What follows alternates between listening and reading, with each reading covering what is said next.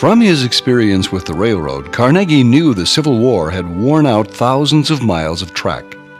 He knew the rails would have to be replaced and was determined it would be with Carnegie iron. But a new process had been developed that for the first time produced the iron alloy steel cheaply and in great quantities. In 1856, British inventor Henry Bessemer observed that a great burst of flame would erupt when a blast of cold air was injected into a container of molten pig iron. Well, what Bessemer was trying to do was to get the carbon out, and he devised a method of blowing air through molten pig iron in a pear-shaped converter. The air was forced through the iron. It came up from the bottom under pressure, and it oxidized the carbon that was in the iron.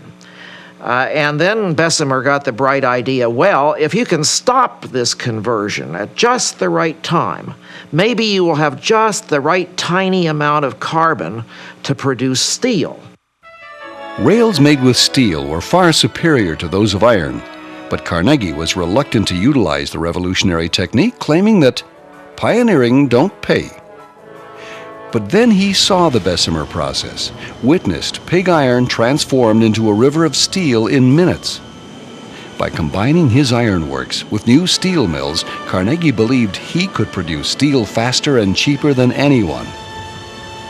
Andrew Carnegie used the Bessemer process to begin smelting steel. That was a revolution because we could use steel rails for trains rather than iron. Steel was stronger and much more durable than iron. And we could also build skyscrapers and elevators as a result of steel. In fact, the city of Chicago became a laboratory for steel because it was burned in the early 1870s, and it was rebuilt in the period from 1875 to 1900, and that's the first great instance of using steel in this country. In 1872, Carnegie announced his plans to build his first integrated steel mill. "The age of iron is past," Carnegie claimed. "Steel is king." His company will not only produce the pig iron, they will be able to they will be able to take the pig iron, make it into steel through the Bessemer process, and then also build the steel rail rolling mill all together. With the visionary, opportunistic Carnegie leading the way, the age of steel had begun.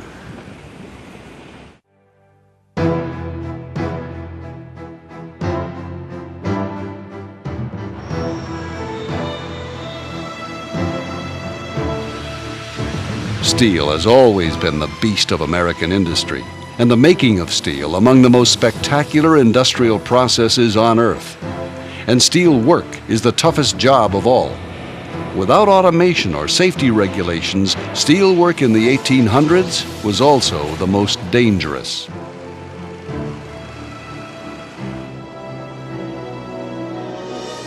By 1880, thousands of workers manned the 16 iron and steel mills that were stretched along the rivers and outskirts of Pittsburgh.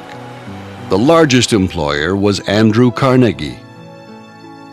With an eye to the future, Carnegie hired experts in the Bessemer process and ordered them to spare no expense in building the finest, most technologically advanced steel mill in the world.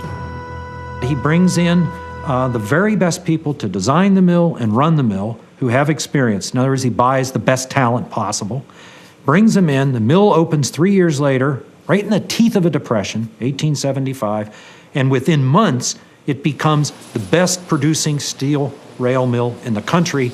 Railroads are exploding across the country, so there's a tremendous demand. It's going to make him fabulously wealthy. So he has, in effect, single-handedly led the charge. It was known as America's first million-dollar mill. Carnegie rolled out 10,000 tons of steel a month, double the output of his nearest competitor. What Carnegie did was to take the Bessemer technology and apply it in an extremely efficient and coordinated way so that he could lower costs of steel production And eventually he created this sprawling steel plant called the J. Edgar Thompson Steel Works, and became the nation's leading steel manufacturer through ruthless cost cutting and efficient operation. But even with yearly earnings of close to $2 million, Carnegie wasn't satisfied. One of his subordinates claimed Carnegie cared not a lick about profits, only costs.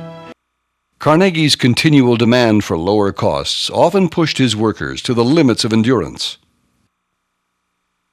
They worked intensely long hours in very dangerous conditions. The work week, the standard work week in the steel industry was 84 hours per week. And they worked for very low wages. For 84 hours of brutal labor in the steel mills was often less than $10 a week. A blast furnace is incredibly hot because you have to heat that molten steel over 2,000 degrees to get it to melt and to be able to work with it. You're dealing with very hot conditions.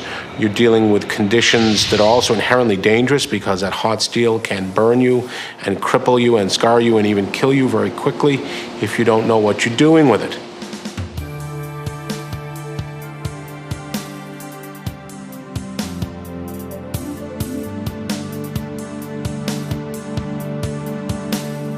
Yet, despite dangerous working conditions, Carnegie ordered his men to keep the river of steel flowing day and night.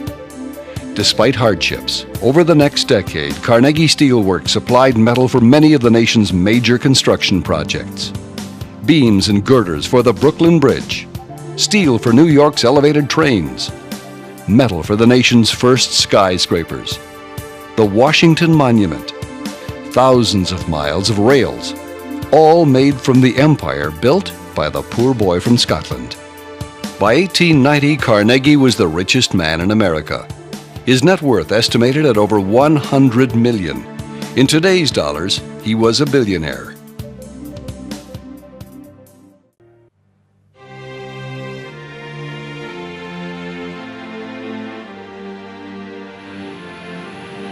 By the 1890s, Andrew Carnegie was producing more steel than all of Great Britain. Well into his 60s, Carnegie was increasingly managing his empire from his castle in Scotland. Yet, the tycoon still maintained a firm control over his empire. In 1896, the market for pig iron was $20 a ton. Carnegie ordered his price slashed to $17. When the price for steel rails reached an all-time low of $100 a ton, Carnegie cut his by 30%. And in 1898, Carnegie announced his boldest move yet. His company would expand beyond the heavy steel market into the manufacturing of specialty steel products. Carnegie threatened to start manufacturing a number of types of steel commodities that he had not manufactured up until that time, like wire, for example, or other specialized grades of steel. Well, this thoroughly alarmed the steel industry, as Carnegie knew it would, because he was such a well-known competitor. He was so ruthless that it was felt if he started to manufacture other products, he would just drive many companies to the wall. America's industrial barons wanted Carnegie stopped. If unchecked, Carnegie could destroy them as he had countless others. There was only one force equal to the task: the Wizard of Wall Street, tycoon of railroads and oil, investment banker J.P. Morgan. By 1900, Morgan had used his Merlin-like skill to amass great wealth, controlling a variety of railroads and banks. He was a genius at mergers, acquisitions, and buyouts. But buying out Carnegie Steel, the biggest concern in America, seemed impossible, even for the mighty Morgan. Morgan asked Schwab to find out if Carnegie would sell. Schwab relayed the message during a round of golf. After putting out, Carnegie scratched a number on a slip of paper. The next day, Morgan glanced at the number, and the deal was done. They had just completed the largest private transaction in history, $492 million. It made Carnegie the wealthiest man in the world.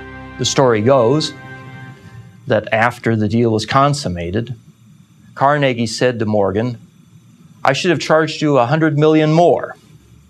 And Morgan replied, "Andy, I would have paid it." By merging Carnegie's empire with 11 other companies, Morgan had created the largest company in U.S. history. He named it U.S. Steel.